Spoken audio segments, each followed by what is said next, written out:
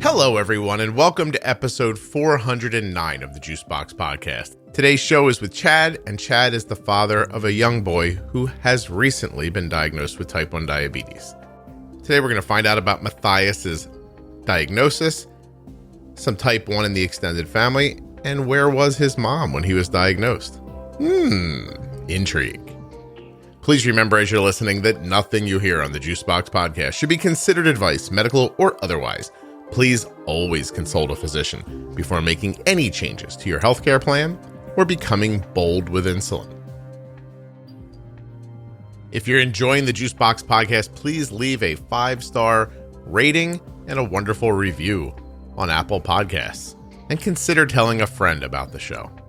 Do you have a great doctor, or are you looking for one around your type 1 care? Check out juiceboxdocs.com. It's a list of listener-approved physicians. Got a lot of music left here. Dum, dum, dum, dum, dum, dum, bum, bum, bum, bum, bum, bum.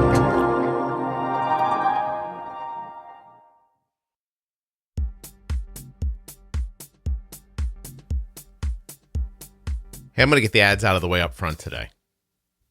Today's episode of the Juicebox Podcast is sponsored by the Dexcom G6 continuous glucose monitor. Every decision that my daughter makes about her insulin, when to use it, how much to use, comes from the information that we get back from the Dexcom G6 continuous glucose monitor. Absolutely an indispensable device that you can learn more about at dexcom.com/juicebox.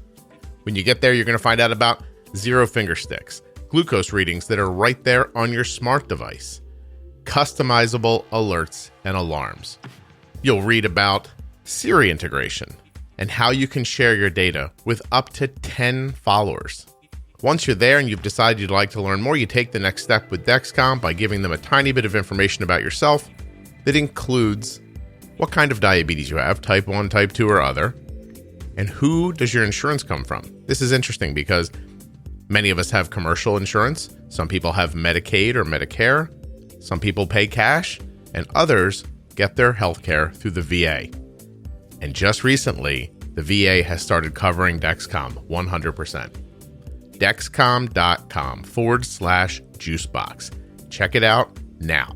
Be able to do this. I've swiped up on my phone, and I know that my daughter's blood sugar is 107. That easy. If Arden's blood sugar goes over 120 or under 70, my phone will let me know. Why 70 and 120? That's where we set the levels at. You could set them somewhere different. It's up to you. As a matter of fact, my wife gets alerted at 130 and 80. She likes to know at different numbers. So you can go to dexcom.com/juicebox, or you can find those links at juiceboxpodcast.com or right there in the show notes of your podcast player. And while you're there, you're also going to find links to the Contour Next One blood glucose meter. Don't make the mistake of thinking that in this world of CGMs, it's not important to have an accurate, reliable, and easy to carry blood glucose meter, because it absolutely is. And that's why my daughter carries the Contour Next One meter. contournext.com/juicebox. Small, easy to handle, bright light, easy to read screen. Test strips that give you a second chance, meaning if you touch the blood strip and it doesn't go well, you can go back in again without affecting the accuracy of the test. And hey, how about that accuracy? It's gold standard, top of the heap. contournext.com/juicebox. You absolutely want to take a look at your blood glucose meter. Don't just use the first crappy one the doctor gave you, the one they keep in the drawer, the one the salesperson left in the closet. You don't know how good that one is or isn't. Find out about the Contour Next One blood glucose meter. You deserve accurate. You deserve easy. This one is both. It is absolutely, without a doubt, the best, most accurate blood glucose meter that my daughter has ever used in her now, my gosh, long time with type 1 diabetes. She was 2 and she's 16. It seems like 14 years. Long time, best meter, no bull. Swear to you. They are advertisers because I went and got them. They didn't come to me. a different meter came to me. And I went back to Contour and said, listen, I'm getting a good offer here for an advertisement from a reputable meter company, but I'd rather it be you because you're the one we use and you're the one we trust. It's a true story. Check them out. Dexcom.com/juicebox. ContourNext.com/juicebox. Links in your show notes. Links at juiceboxpodcast.com. Please consider supporting the sponsors. Now let's get to Chad. And it's rolling, but we'll take a second before we get going. I have to say, you're one of the ones I was like, we're never going to get this done. Yeah, right. We scheduled this forever ago and had to push it off like 3 times. Although it's interesting because I do definitely know your name now.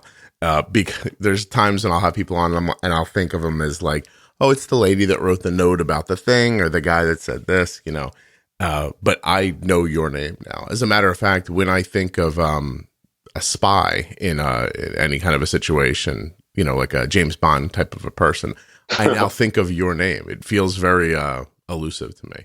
So, oh wow, man! I don't really know how to take that. You've never thought about the alliteration of Chad Caudle?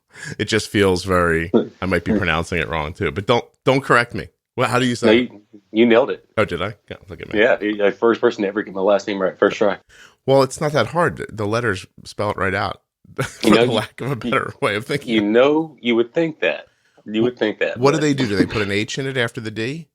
Yeah, I get a lot of names. Caldwell, Caudell, which isn't the worst, but it's an I, not an E. Yeah. They say the word they think they see and they want to see in front of them instead of the one that's there.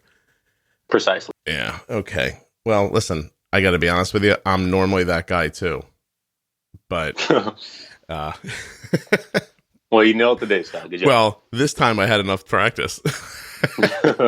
Hold on one second. I have one setting on my side for me. I got you. Can you hear me okay still? Yeah, I can hear you fine. All right, great.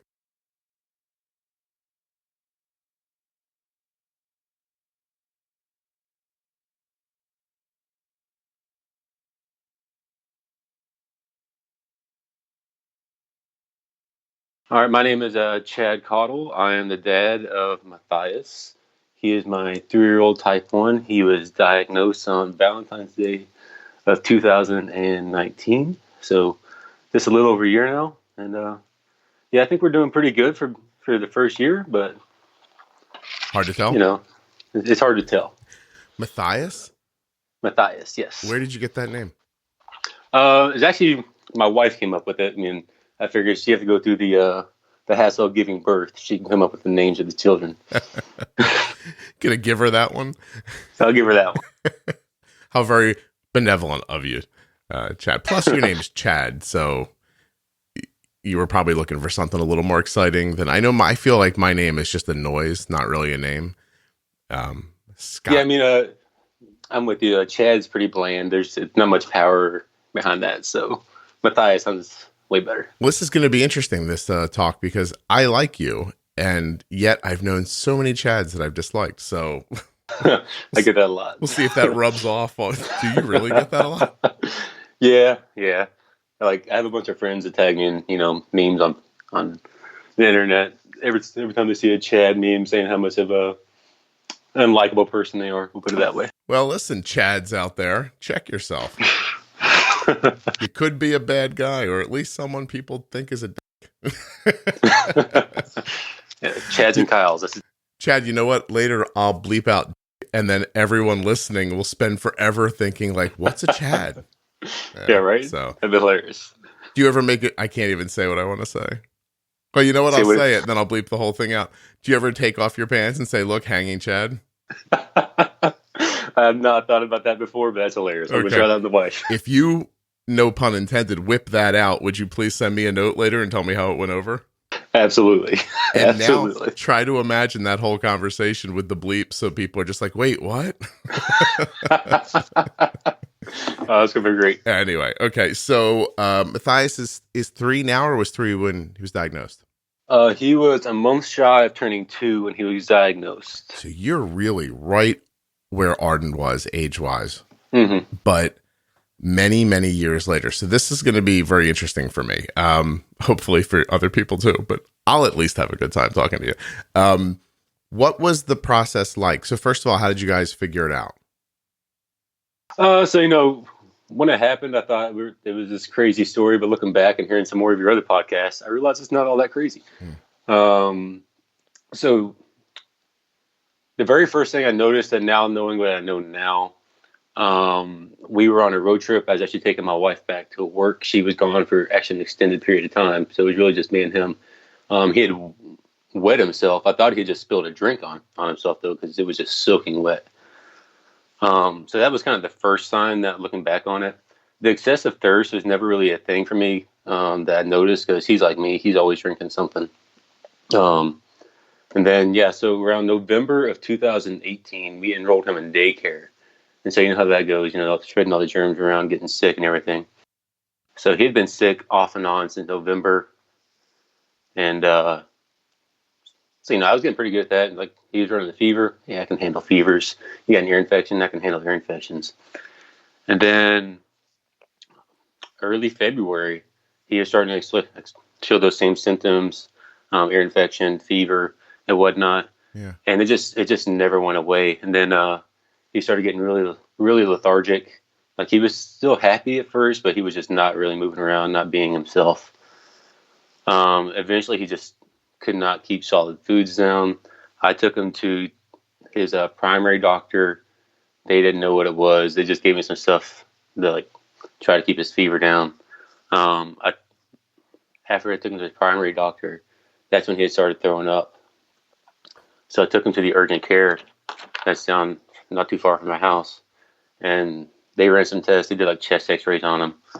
They didn't know what it was. They just gave me some stuff for the nausea.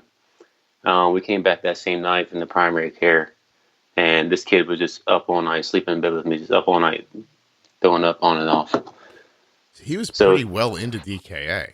Oh yeah, absolutely. Yeah. I got up the next morning, and I was pretty sad. We were going to go to the hospital anyway. But I got up with him, and I remember it's ingrained in my memory now of holding him and looking in the mirror.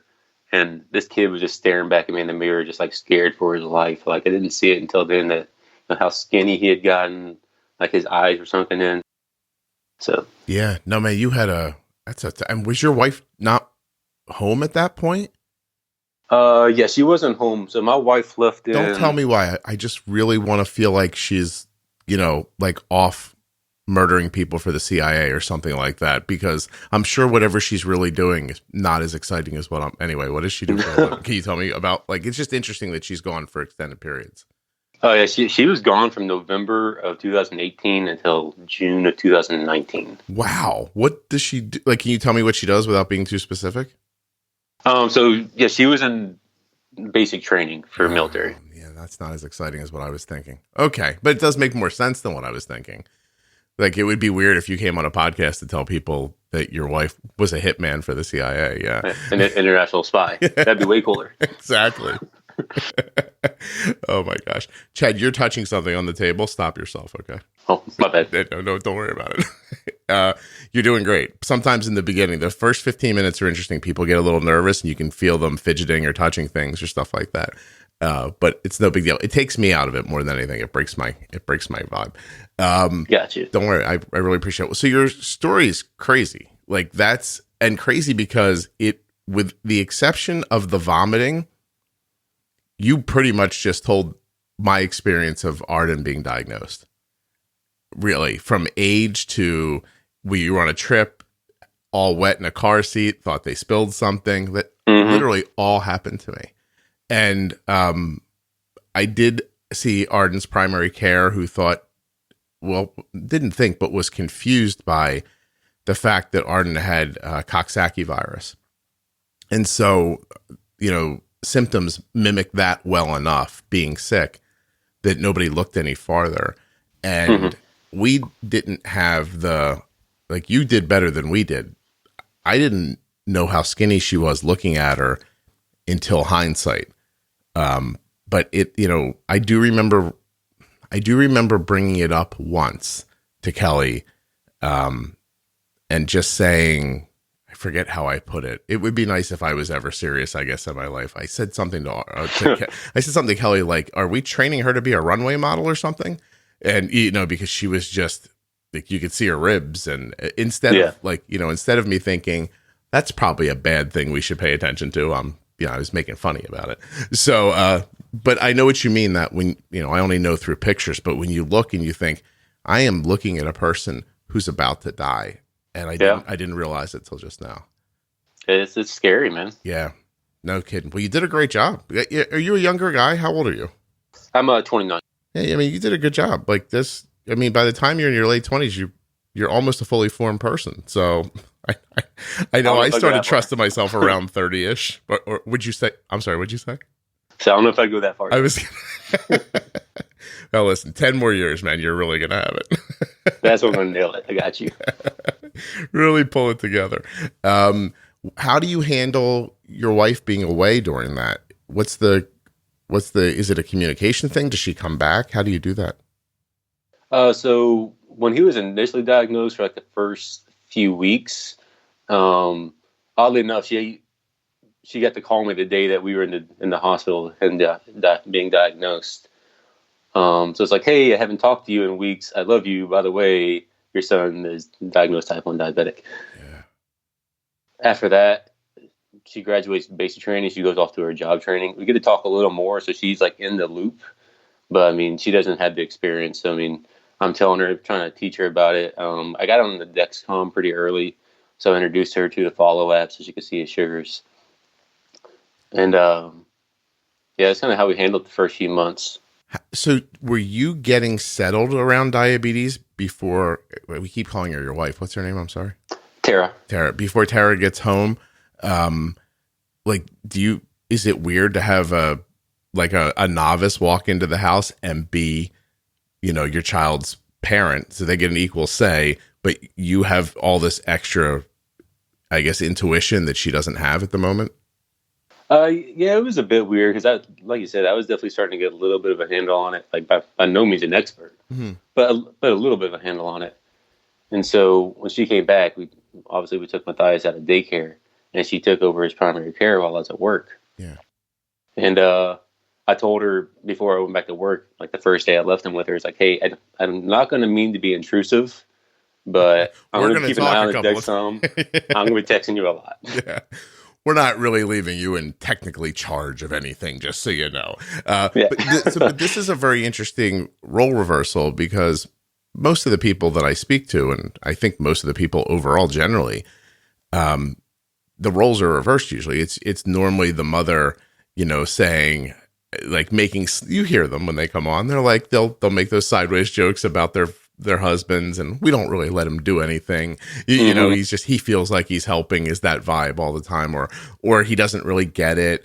But I'm guessing, I want to know, how quickly did she come up to speed and then turn to you and go, okay, you're not in charge anymore, it's me? Really, really quickly. Within a few weeks, like she was right there where I was at. Like I said, at that point, he had already got him on Dexcom. So we didn't have to do any finger sticks, didn't worry about that. Mm-hmm.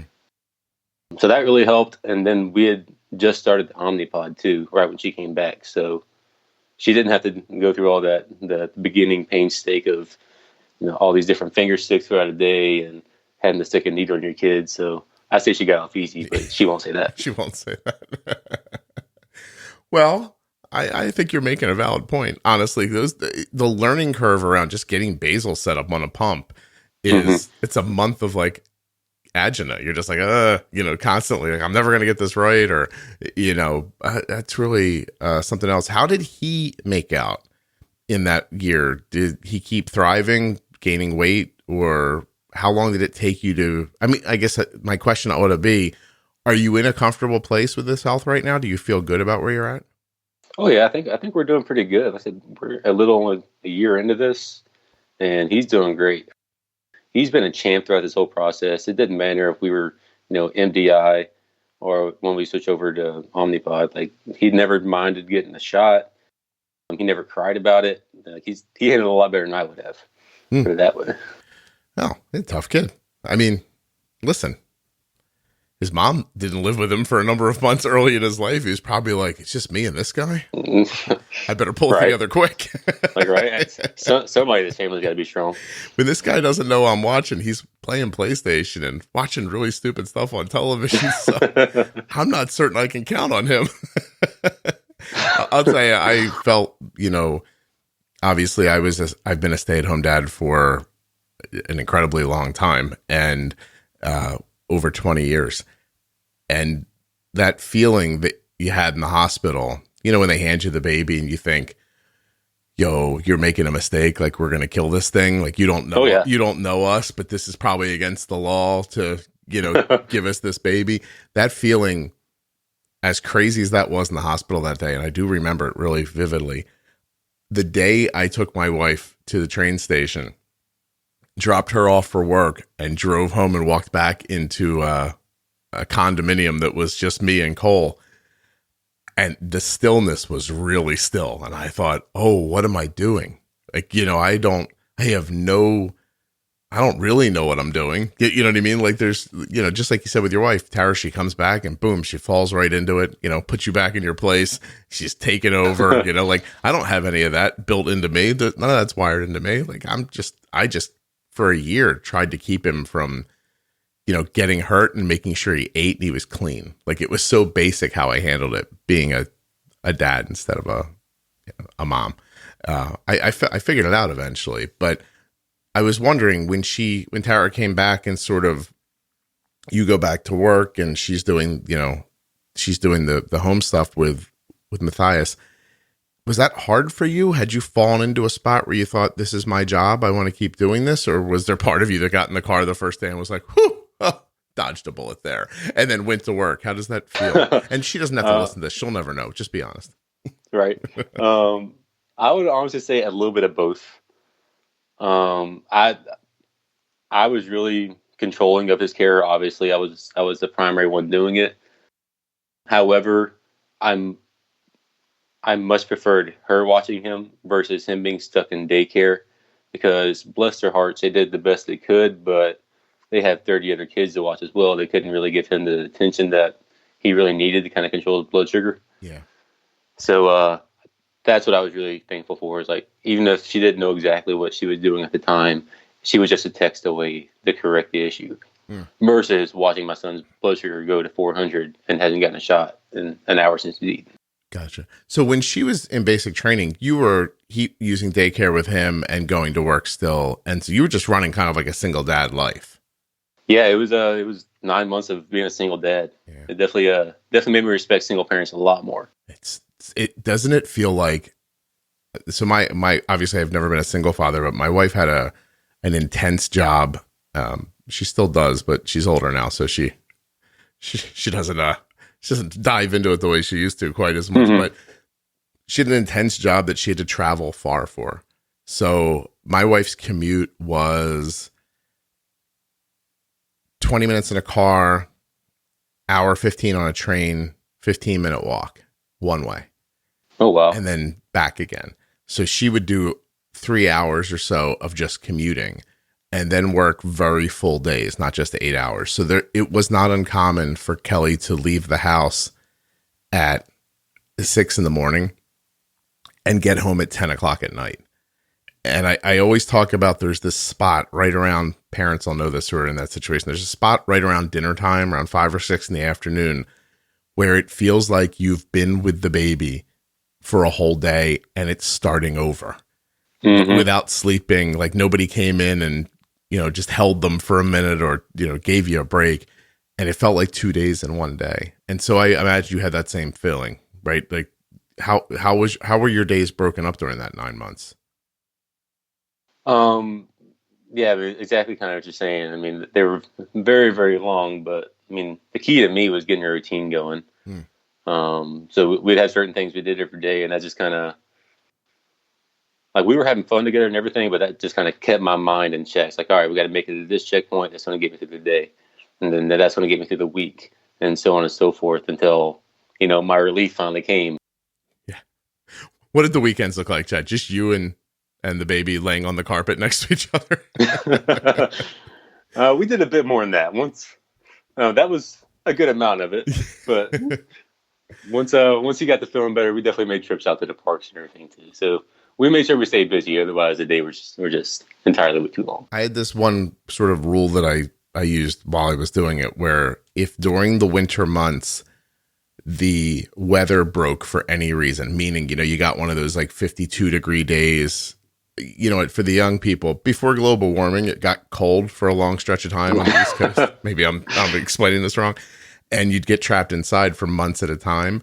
And every once in a while, out of nowhere, it would just be 55 degrees one day. Mm-hmm. You know what I mean? Like for no reason. And I would just make it a rule. If I woke up that day and it didn't matter what we had to do, if the weather broke like that, we left the house and we did something all the time. Like we were frequently one of 10 people, in the Philadelphia Zoo in October or November, because it just got warm out of nowhere, February, that kind of thing. So some of my favorite memories are, you don't realize, but when you're, at a zoo, for example, there's so many people streaming by, you can't really stop. But when there's quite literally 30 people at the zoo, you can just make sure you're there when they feed the lions and sit there like you own those lions and enjoy that, like watch that happen. So I have like memories of Cole in different places where we just sat and, witnessed things together. And I watched him see so many things for the first time, but not in a rushed way. That was, I love that. I mean, that was a real, I don't really use this word, but it felt like a blessing to me, like to be able to see that.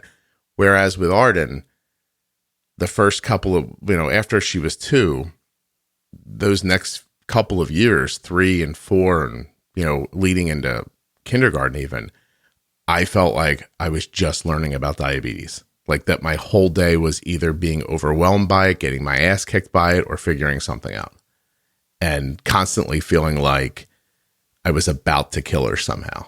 That feeling stuck with me for such a long time. And I still don't know that it's completely gone.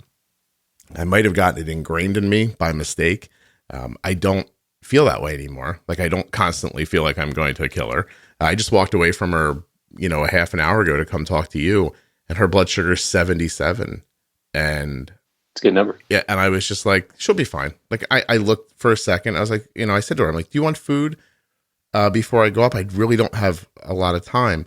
And so we looked at her options, and she just thought, I don't care. You know what I mean? Like, I don't want what you're offering me quickly. So no. And now I look, her blood sugar is 103. And she genuinely, I wish I made this up. She just texted me, I'm going to squeeze in a workout while I wait. And I'm not worried about that. But still, I'm sort of like a skittish animal. You know what I mean? Who's been like, when you rescue a dog and forever, you're like, something's not quite right about Billy. Mm-hmm. Like there's still, I think that's in me a tiny little bit. Because there just was I did not tell this long story to say something like this, but I just, there was nothing like this podcast. I just was by myself trying to figure out diabetes with a meter that looked like it came out of a bubblegum machine and a handful of syringes. So I don't know. It was an interesting world. How did you figure things out? What was your pathway to getting it straight? Doctor's advice, internet, what did you do? The doctor's advice is, as you said many times, that's just rules to have your kid not die. So I didn't strictly go off that. I'm lucky enough. I have a really great support system in my family. So my mother-in-law and my wife's grandmother actually came and stayed with me for about a month after he was diagnosed. So my mother-in-law is type 1 as well. So her experience was phenomenal. Oh. And then my wife's grandmother is a retired registered nurse. So that kind of helped. So I had a great support system going on there. Apart from that, I just dived right into the online community, Joined several different pages, just absorbed all the knowledge I could. It wasn't long, a couple of weeks into being on the online community that, obviously I got the hint to listen to the podcast. And what you're doing has really helped a lot of people. I mean, it definitely revitalized the way I take care of my son. So that's kind of been our way forward with it. Oh, thank you. That's nice to hear. So I wish I was the kind of person who would say plot twist, because I would have said it just then. So your mother-in-law has type 1 as well? Yes, she does. So when you told Tara that the baby had diabetes, was she sort of like, yeah, I thought that might happen? No, honestly, neither one of us ever really expected it. I mean, we figured if it was going to be passed on to the family, I mean, somewhere on her side, we would have seen it other than just her mother. They just never really registered.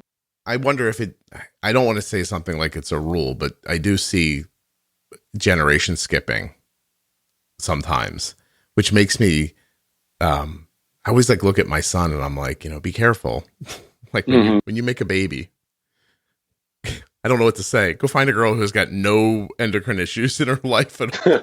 Like on your first date, be like, anybody in your extended family have celiac or problems with their thyroid, anything like that at all? Make some notes off to the side. Like, you're pretty and all, and I like talking to you, but let me just ask you for a second about your thyroid health. That's interesting. So your mother-in-law, I'm assuming, is in her 50s at least, right? So how old was she when she was diagnosed? I want to take a U-turn here for a second. I think around 5. She's had diabetes for like 50 years. Okay. So she's had diabetes back before, like my meter would have looked good to her, the one they gave me for Arden when we were leaving the hospital. Oh yeah. So how did her experience help, and how does your experience look different than how she manages?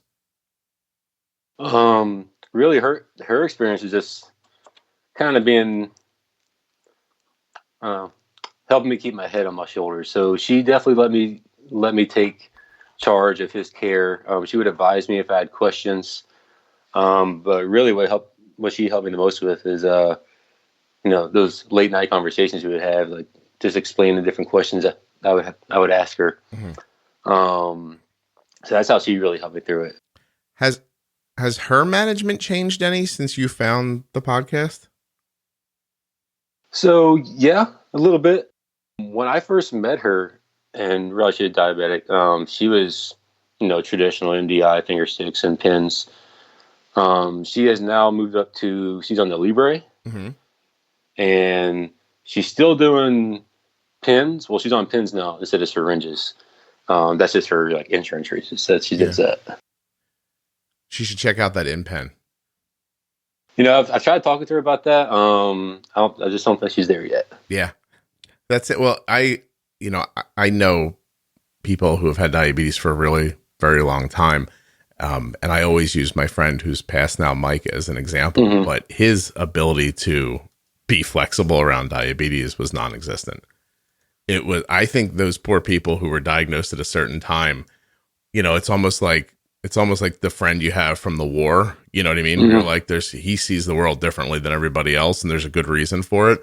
I think that when people who've had type 1 for a very long time find this podcast and make an adjustment, that's an amazing accomplishment for them to break free of what ends up being years and decades of like fear and the safeguards. I should put quotes around safeguards that they put in place because they were coming from a completely different angle. Like all the stuff that you and I can see was completely, it didn't exist for them. None of that data, none of that understanding. When you hear them talk about diabetes, they just say things like, I get dizzy sometimes, or I try not to drive unless I've eaten. Like it's this such vague. It's terrible that is the perspective they got stuck in. That time in history with diabetes that they had to come up through. But yeah, when they break free of that, it's amazing. I bet your mother-in-law continues on because if she got some gear, she might keep going. She might one day look at Matthias's A1C and be like, "Hey, wait a minute." What's his time and range? All right, tell me again what you're doing. It's really cool. He's still really young. So what do you feel like his understanding of his situation is, and how do you talk to him about it? Yeah, it's really been amazing. It's been like the last month or two that he's starting to get little pieces of it. So we'll tell him before he eats, like, hey, we have to pre-bolus you. You have to give your medicine before you eat. And he's like, okay. And then he'll wake up from nap time and be like, I want snack. Can you pre-bolus me? Oh, that's excellent. So he's starting to get there. But I mean, again, he's 3 years old, so he doesn't have the full comprehension of what's going on yet. Yeah, he hasn't pulled you aside yet and said, Dad, I don't like my time in range here between 3 and 6 a.m. Can you work on my basal, please? Yeah, exactly. He just knows more the routine of what we have to go through. About how much does he weigh? He's about 37 pounds right now. Wow. What does he get for basal? Is it like around 0.2 or 0.3 an hour? Yeah, I got him on 0.2 an hour from 6 a.m. to 8 p.m. and then it goes down to 0.15 from 8 p.m. to 6 p.m. Okay. Would you mind sharing where's his A1C falling right now? So we didn't get to go to our actual endo appointment last month due to everything going on. But the last time he did get his actual A1C done, it was 6.0. Wow, that's excellent. That's great. He's growing and gaining weight and all that. Oh yeah, he's definitely getting big. Good for you, man. Congratulations. That's well done in a year with a 3-year-old. I mean, you came a long way. I just keep imagining that moment when your mother-in-law and Tara's grandmother must have gotten in a room together and been like, all right, listen, we weren't thrilled when she married him, but now we got to do something because what are we going to leave this guy alone with the baby with diabetes? I know, man. I could see it on people's faces when Arden was diagnosed. You know, like the guy who would look at his kid skinny and make a heroin model joke is now in charge of the child with type 1. You know, like I know people looked at me for a while like, oh, wow, he's going to mess this up. And they might not have been wrong, to be perfectly honest with you. But it's, you know, for anybody who's older in their 50s, you know, and has kids who are getting close to married age, and they know what I'm talking about. When their kids come home dating and they leave and you inevitably turn to each other and go, oh, I hope he doesn't end up with that one. She wasn't following the conversation. And even if you come off great, even if you're like, Chad is great, he's terrific, he's blah, blah, blah, you add that health piece and suddenly, you know, you get distilled down into, we can't leave that baby alone with that boy. Right. You know, and you know yourself. Reasonable, right, Chad? Yeah, that was pretty reasonable. Assertion, yeah. I didn't mind when those people looked at me like that. I was like, oh, they're paying attention. I probably so they're not wrong. No, they're not wrong at all. I probably should not be in charge of this.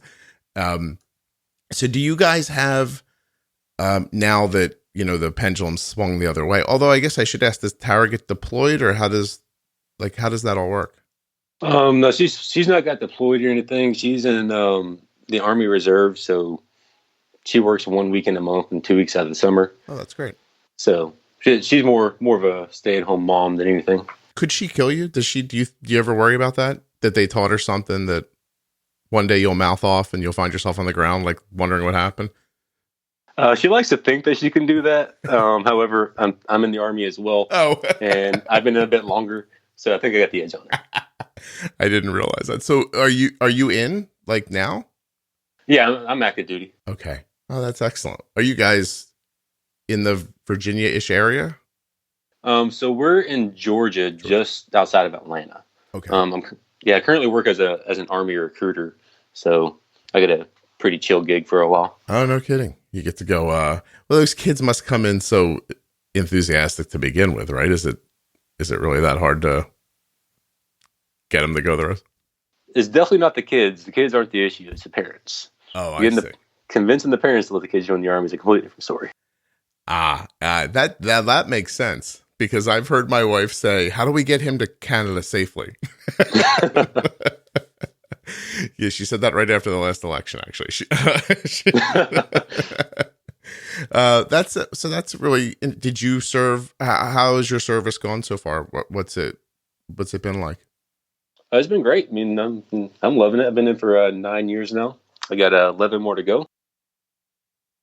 That'll be it. I'm not doing a day over 20. Where did you train initially? So initially I went to Fort Knox, Kentucky. Was my initial training. Okay. But I've been a little bit of everywhere since then. I mean, been to Korea, Japan, Hawaii, Egypt, Israel, Syria. I mean, any favorite places when you were moving around? So we were in Hawaii for 2.5 years. So that was a pretty good gig. Getting off work at 3:30 and going having a sunset dinner on the beach. Can't be. I'm going to say that anybody who felt badly for you prior to that statement has just been like, whatever. And also, I'm assuming people listening were just like, Fort Knox. I thought that was just a place out of old movies where they kept gold. Yeah, right. I know when you said that, I was like, that's a real place? It's a real place. I really know nothing. I shouldn't be in charge of this podcast. Anyway, that's not the point. Okay, so I guess what I want to understand now is it a 50-50 split talking about diabetes now, or has it swung more Tara's way? And if it has, do you mind that? So I definitely think it's swung more Tara's way at this point. Like, I'm still pretty involved. But it's gotten to the point that where she's really good at this care as well. Now, when I go to work, I don't stress looking at, my Dexcom follow app every 5 minutes. I'm like, she's got this. That's excellent. But does it hurt? Does it feel like you gave something away that you didn't want to? Might not. Not really. I mean, that just because I know that she's so good at it. Yeah. I mean, if she wasn't able to keep his level of care to where I think I was able to do it, then yeah, at that point it would hurt me a little more. But she's just as good at this as I am. That's excellent. It's an uncomfortable conversation. I'm glad you don't have to have it with. I do hear a lot of the notes that I get are from parents who are just like, look, one of my, the spouse just doesn't understand, or the people I really feel terrible for, and I'm trying to get somebody to come on to talk about it, are divorced parents. Try to imagine one of them has a great handle on the diabetes and the other one doesn't, and now the child's going back and forth, and they go from this amazing care to higher bouncing blood sugars, and the kid doesn't feel good, and the spouse doesn't want to listen. It's a real nightmare. So yeah, that'd be terrible. It sounds like you guys have it together, though. That's really cool. Any plans for more children? Yes, we're actually expecting our second child right now. It's like I knew that, but I didn't. Yeah, we don't know if it's a boy or girl yet, but baby number 2 will be expected in December of this year. So now when you have a first child whose first name is Matthias, and is there a shortening of Matthias? Is there something you call him around the house? So we realized eventually it's going to get shortened down to Matt. We haven't gotten there yet. Gotcha. So will the next child get like, I find this interesting. Will they get like a super different name too? Or will you go the opposite direction and it'll be, hey, this is my son Matthias and my daughter Jill? So definitely not. If it's a boy, we don't know what we'll name him yet. We haven't thought that far in advance. But if it's a girl, my wife's had that name picked out since before we got together. So again, I don't have much say in it. Gotcha. But it'll be Nevaeh. Nevaeh. Well, she's good at this. Yeah, she's got this name thing down pat. No kidding. We used a book. We flipped through a name book. We're like, hey, this is interesting. People ask. Like we don't have much choice to change it now anyway, because my mother-in-law's already quilted a blanket with that name on it. So we're kind of stuck to it. We mentioned it. She made this blanket. We changed our mind in about the 7th month of the pregnancy, but there was nothing we could do. So sorry. And it's funny how names, no matter what, usually people just very strongly either love their name or don't like it. It's interesting how it breaks out. But that's amazing. Congratulations. You're building a whole little thing there. How is Atlanta right now? Because it went crazy there for a while a couple of weeks ago. Is it settled in or? Yeah, things are starting to get back to somewhat normal. So I try not to venture into the actual city as least amount as possible. Mm-hmm. So I'm about 15, 20 miles out of it. It's still a pretty decent city, but people are going back about their lives. I just went to the park last night, did a little run, and kids are on the baseball field again, tossing baseballs back and forth. So it's kind of refreshing to see. Interesting. Oh, that's great. Atlanta, I hate to say this because if the answer is yes, I feel terrible that I don't know. Did you come to the JDRF event in Atlanta? Was when I was there? I really wanted to, but I was in school at the time for some Army training, so I wasn't able to make it. Okay. Oh, that's okay. I mean, it's all right if I I guess it's all right. Yeah, I mean, right. Would have been nice if you said something to the Army, been like, listen, I don't know if you know, there's a guy from a podcast coming down. I really, I need the day. You know what I mean? Yeah, right. Can you imagine? They'd never look at you the same. That's excellent. Well, sorry, I just made myself laugh for reasons that I don't understand. So what are your concerns or like goals moving forward? Like, what are the things you see as, because you talked earlier about having a plan, meeting goals, and that got you to the next thing and the next thing. How do you see the diabetes like that? Like, what do you think the next thing is for him? So right now it's just to keep refining what we're doing. As you know, with him being so tiny, things change on a daily basis. So we're constantly having to dial in basal and insulin to carb ratios. So right now it's just refining that. Eventually, once, there's some more advances in technology, like I'd definitely be interested in getting him on Horizon when it becomes available. But I mean, I know when it first comes out, it's not going to be approved for anyone less than 6, I think. So that's going to be a minute. So, well, I don't know. Obviously, I don't know how this is going to go. Hold on, my wife is bothering me. Hold on a second.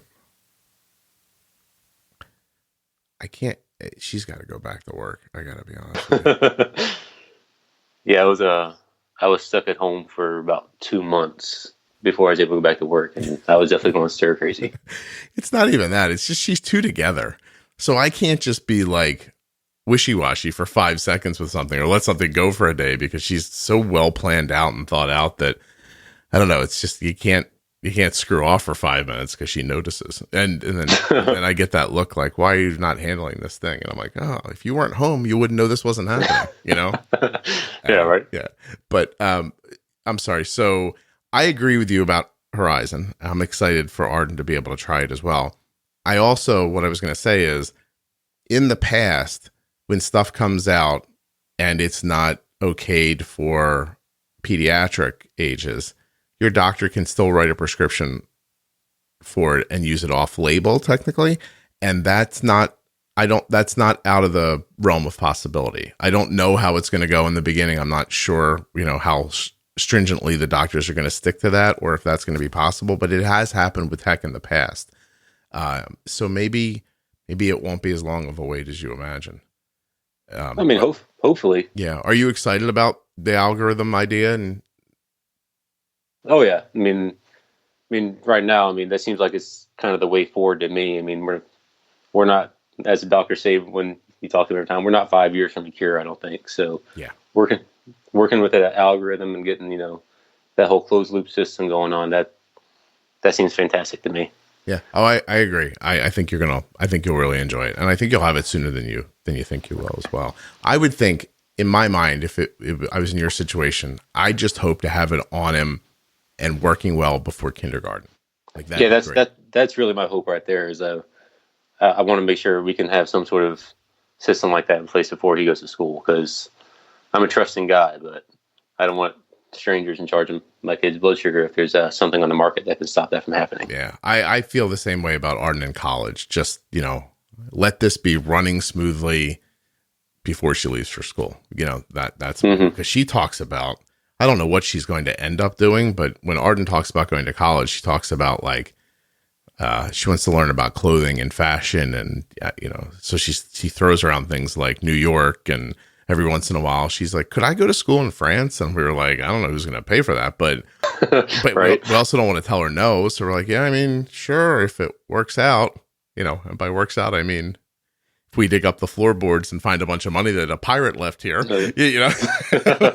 which probably won't happen because we built this house and I don't remember there being a pirate around when it happened. Although I guess he could have snuck in the middle of the night. Or what if someone came from Fort Knox and left gold? That would be lovely. Hey, there you go. I can't believe I didn't know that was a real place. It's a very strong possibility that your episode is going to be called Fort Knox is Real, just because I feel like this is really what I learned so far. But it's interesting when someone's so young, it's hard to like look out that far into the future around diabetes because the technology changes so quickly. And you don't know if Matthias is going to end up being a kid who's super like, yeah, I got this, or if he's going to be one of those kids who's like, oh, like, I don't want to be involved in this, or rebels against it. I mean, has that crept into your thinking yet, or have I just added a concern to your life you didn't have? I don't know. It's definitely crept in my thinking. I mean, obviously, I'm hoping it doesn't happen, but it's definitely something I'm, for lack of better terms, I guess, expecting to happen, because I hear it far too often. You know, people go through burnout, which I understand. I mean, I'm not even the one with type 1 diabetes, and it's mind-numbing to me to have to take care of him some days if things just go wrong constantly. So being the one actually having it, I mean, I can understand how it's pretty easy to have some burnout. Yeah. It's tough when you have to think at 8:30 at night when somebody's eating something, you have to think, oh God, this has to go right. I can't be up till 2:00 in the morning. You know, like that feeling like I'm tired. I got to get up in the morning. People have jobs. Like I'm up early, but the truth is that, you know, once I get up and I get my kid, you know, my daughter off to school and Kelly starts working, you know, I mean, if I'm exhausted from overnight, I'll send a note to somebody and be like, hey, I need to move your podcast episode to a different day, or, you know, something. It's not like I've got to go dig a ditch after that, you know? But there are people, you know, like you and plenty of other people that have to get up and have to go to work, and it's a thing they've got to go do and commute and everything. And I don't know. It's just, that's the little stuff to me is mind numbing, you know, and could throw burnout for adults. That's always the side of it I think about for parents, is that they run out of time to rest and to relax, you know?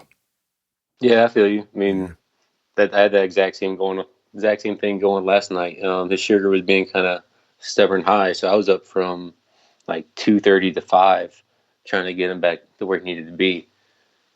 I see. Tara's in charge unless it's 3:00 in the morning, huh? Well, no, I'm just teasing you. I wake up to the alarms a lot easier than she does. She's a pretty heavy sleeper, so gotcha. I tend to do the nighttime. She'll take care of the daytime. Nice. That's my life. Just so you know, like, you know, Kelly's like, it's always like, do it my way, do it like I know better, blah, blah, blah. At 4 a.m, she's like, whatever you want to do. It's all right with me. I'm like, oh, now you don't have an opinion. Great. Now I can barely wake up. I could use your opinion now. It's tough because, you know, it took me a number of years to figure out what I was doing completely.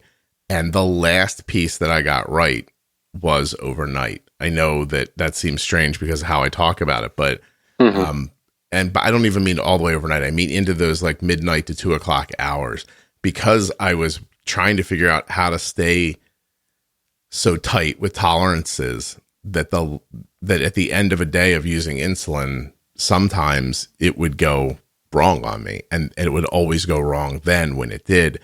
And I've never been more grateful in my life to get that part figured out, because I think I was up against how long I was going to be able to exist like that. Like, I don't know how much longer it would have been until I just like made a weird noise and fell over.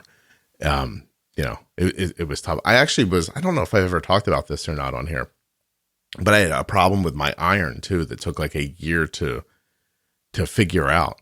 So at some point I was staying up, you know, sometimes a lot, not getting a ton of sleep, and the level of ferritin in my blood was like, I don't want to get this wrong, but in the 20s, like incredibly low. And so doctors all assumed my iron was low, and I'm an adult, so they just all assumed I had cancer. So I got an incredible battery of tests. The entire time I'd look at every doctor going, I really think I just need iron. You know, like they'd be like, no, let's do this first. Let's do this. I had like a scope down my throat, one that went the opposite direction. I had to swallow a camera, like literally like a pill with a camera in it. I did all of these things. And at the end, they were like, you should probably just get this iron infusion. I was like, why did we not try that first exactly? But they didn't. And so I existed for like a year during that testing, where every day by 1:00 in the afternoon, I thought I was going to pass out. I was so tired. I couldn't get rested. I couldn't, like, if I walked up the steps, I'd be out of breath because there was no oxygen going around my body because of the iron. And so when I got that iron, I was like, I'm good now, baby. Like, it felt like somebody like turned my dimmer all the way up. I was like, let's do it, you know? And I took that little bit of energy, you know, and fine tuned everything. And now I sleep like a baby. So, And diabetes does not very frequently get in the way of sleep around here, which is excellent because I almost 50 and it was going to kill me. Seriously. Yeah, I think we're getting there to that point. I mean, we still have to make some minor adjustments. But I mean, so long as nothing goes completely crazy, I mean, his sugar usually stays pretty stable throughout the night. Last night, I think he just had an excess of protein on board, which is kind of causing him to stay a little higher. Yeah.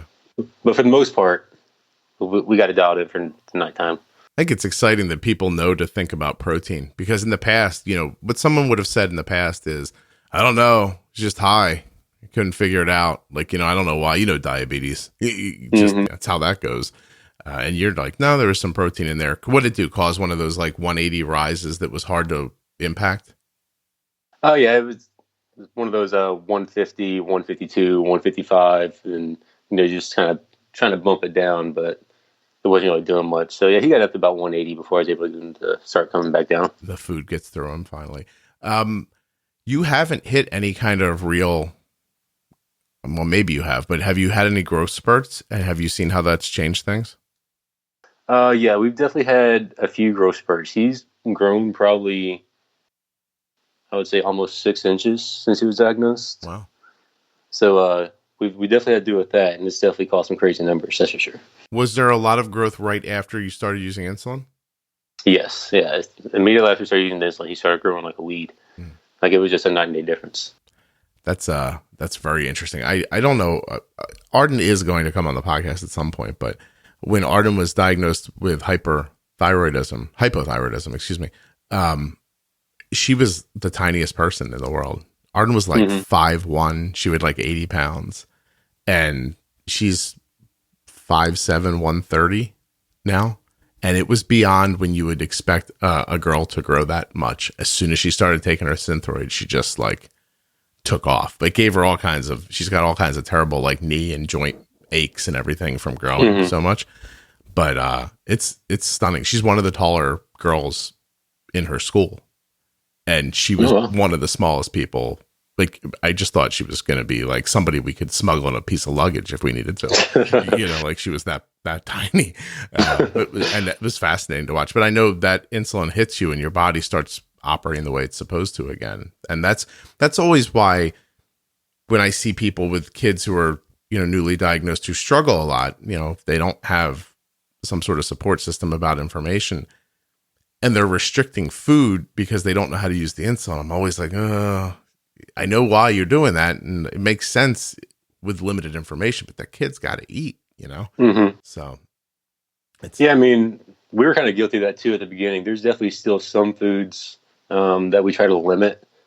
Waffles for this kid are the devil, so we try to limit some waffles. Bananas were the worst for the longest time, but we're just now starting to reintroduce those. Just kind of doing one thing at a time, so we can learn how to bolus for that.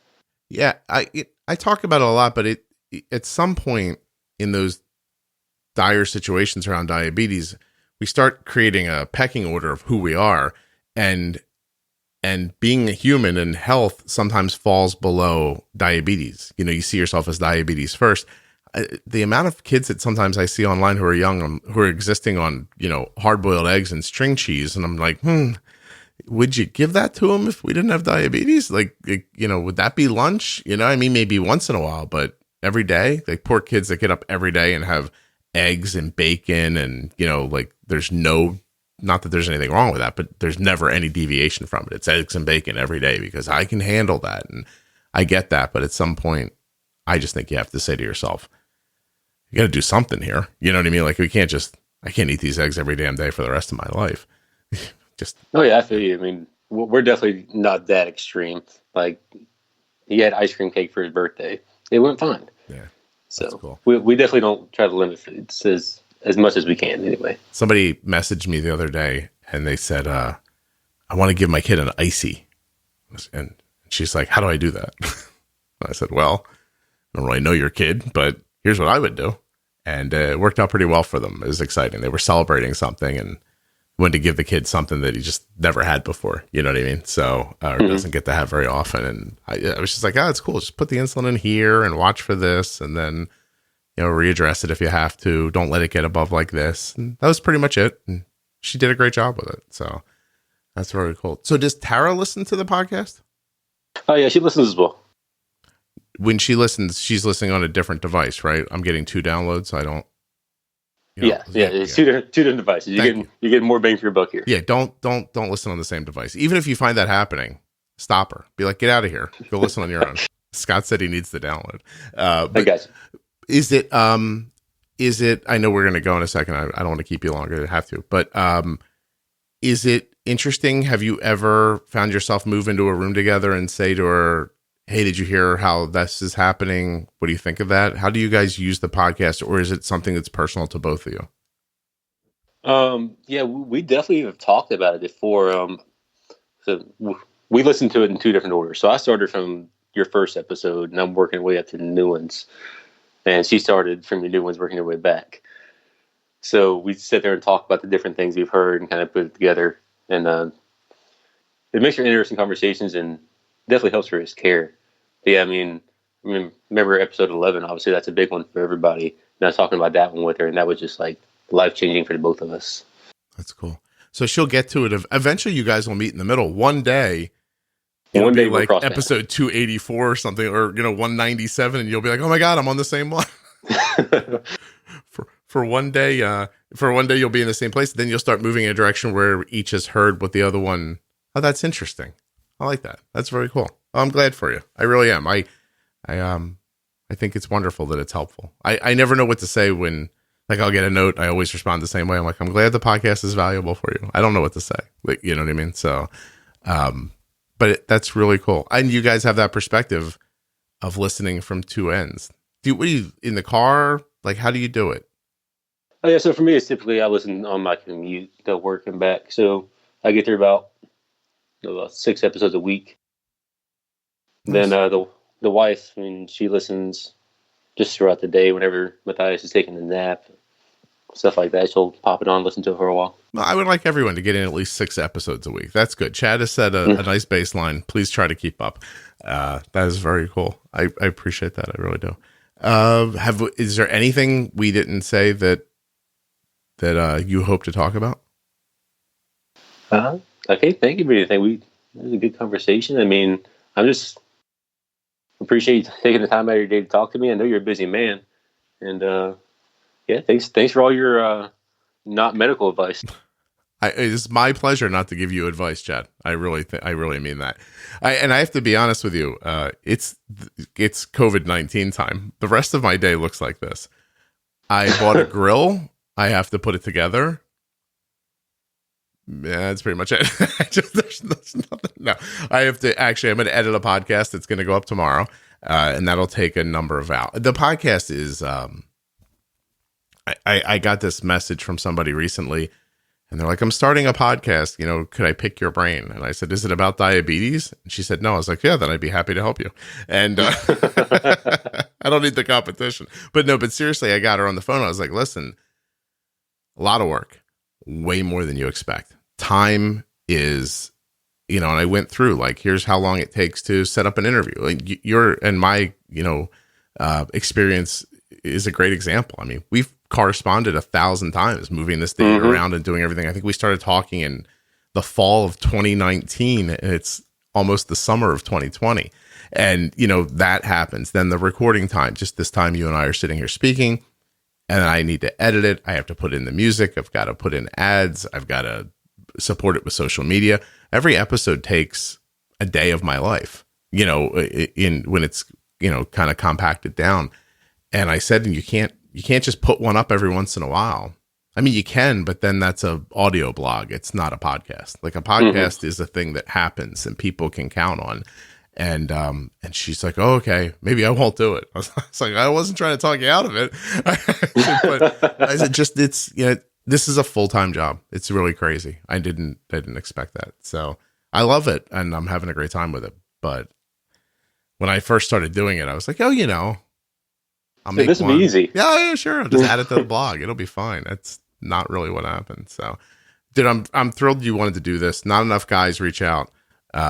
So it's very cool to see a father so involved and understanding of what's happening. Like, you picked it up incredibly easily. Your time from diagnosis to finding the podcast to having a 6A1C with a 3-year-old. It's like nothing. It's like a snap of a finger. It's really impressive. I hope you can pass my congratulations on to your wife about the next baby. And I know you don't have a boy name picked out yet, but nothing wrong with Scott. You know what I mean? So, yeah. I appreciate that. If you name that kid Scott, I will come all the way to Georgia and smack you in the head, because nobody should do that to that kid. Thank you very much, man. I really appreciate you doing this. I appreciate it as well, Scott. Great. Have a good day. You as well. Hey, I'm really grateful for Chad coming.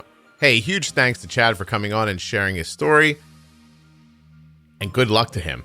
He's about to have that new baby in just a couple of weeks, actually. Thank you also to Dexcom, makers of the G6 continuous glucose monitor and the Contour Next One blood glucose meter. Learn more at dexcom.com/juicebox and contournext.com/juicebox. Let me remind you as well to consider supporting the T1D Exchange at t1dexchange.org/juicebox. You fill out some very simple questions about type 1 diabetes. Here's how it goes. Look, give me 1 second to tell you about it. If you're a U.S. resident and you have type 1, or you're the parent of someone with type 1 diabetes, you fill out these very easy, simple questions about your type 1. Your data goes anonymously into the registry, and with that data, the T1D Exchange is able to help big decisions about type 1 diabetes be made. The data has been used in the past to impact the American Diabetes Association's A1C recommendations, to lower them for children. That's a big deal because doctors use those recommendations to help people. The data has been used to help there be more coverage for test strips, for CGMs to be better covered. All kinds of stuff that helps people with type 1 diabetes. And you can anonymously, by the way, 100% HIPAA compliantly, help. t1dexchange.org/juicebox. And in about 10 minutes, you can make a huge impact for other people living with type 1 diabetes. The T1D Exchange is looking for up to 6,000 participants. The T1D Exchange is looking for up to 6,000 participants. And so far, a lot of them have come from the Juicebox podcast, which I'm very grateful for. Way to represent. If you haven't done it yet, please do. It's very simple. You can do it from your phone, your iPad, your computer, while you're sitting on your sofa. It does not take a lot of time. I think it actually took me about 7 minutes to do it on behalf of Arden. t1dexchange.org/juicebox.